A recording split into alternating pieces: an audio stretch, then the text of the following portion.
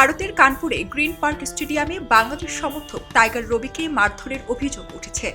৪৮ বছর ধরে এভাবেই ঠান্ডা করে আসছে। যমুনা ফ্যান ৫ প্রজন্মের ফ্যান। এই ঘটনার পর টাইগার রবিকে হাসপাতালে নিয়ে গেছে উত্তরপ্রদেশ পুলিশ।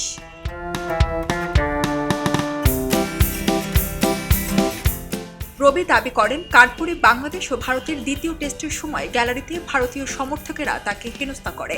তার পাঁজরে আঘাত করার কথাও বলেছেন বাংলাদেশ দলেরই সমর্থক। পরে তাকে পুলিশ চিকিৎসার জন্য হাসপাতালে পাঠায়।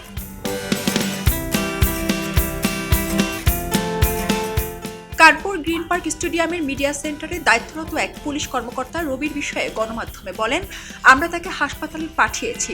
তার কোনো সমস্যা হয়েছে কিনা সেটি চিকিৎসকেরা পরীক্ষা করে দেখবেন। তিনি দাবি করেছেন তাকে হেনস্থা করা হয়েছে। পুরো ঘটনা খতিয়ে দেখা হবে বলেও জানিয়েছেন সেই পুলিশ কর্মকর্তা। তিনি আরো বলেন, আমাদের সিসিটিভি ক্যামেরা আছে, আমরা দেখব সেখানে আসলে কি ঘটনা ঘটেছে।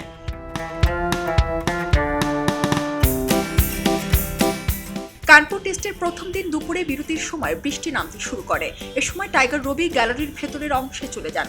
সেখানে কিছু স্থানীয় ভারতীয় সমর্থকের সঙ্গে কথা কাটাকাটি থেকে হাতাহাতি হয়েছে বলে অভিযোগ করেন তিনি। রবি বলেন, তার থেকে বাঘের মাস্কট ও পতাকা কেড়ে নেওয়ার চেষ্টা করা হয়। তখন বাধা দিলে স্থানীয়রা তাকে মারধর শুরু করে।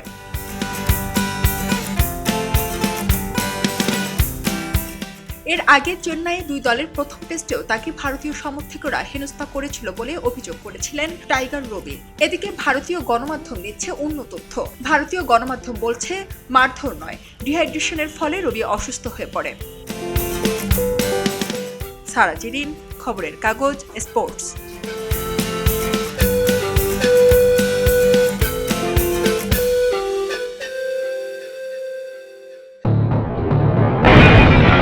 সবাই যখন জোয়ারে গা ভাসায়, কেউ কেউ শির দাঁড়া সোজা করে ঘুরে দাঁড়ায়। সময় যেখানে প্রতিনিয়ত হার মেনে নিতে শেখায়, কেউ কেউ চ্যালেঞ্জ ছুড়ে দেয়।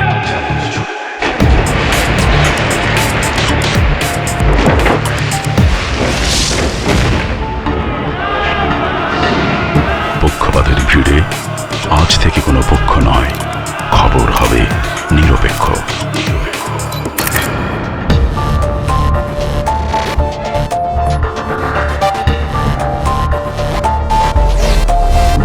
তথ্যবাদ, খবর হবে নিখাত। ভেঙে গুজবের শিক, খবর হবে নির্ভীক। এলো মুক্ত চিন্তার স্বাধীন দৈনিক খবরের কাগজ। এখন খবর হবে নিখাত, নির্ভীক, নিরপেক্ষ।